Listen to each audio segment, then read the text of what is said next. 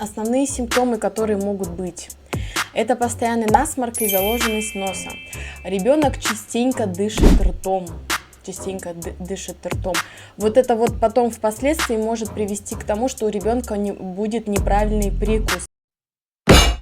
То есть и потом нужно будет обязательно это исправлять. Поэтому если вы какие-то симптомы из этих вот замечали у ребенка, это срочно обратиться к оториноларингологу обязательно, да, и обратиться к педиатру. Вот.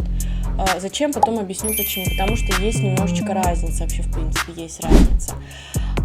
Ребенок дышит ртом, так называемое аденоидное лицо, то есть приоткрытый рот, удлиненное такое лицо. Это что такое, а?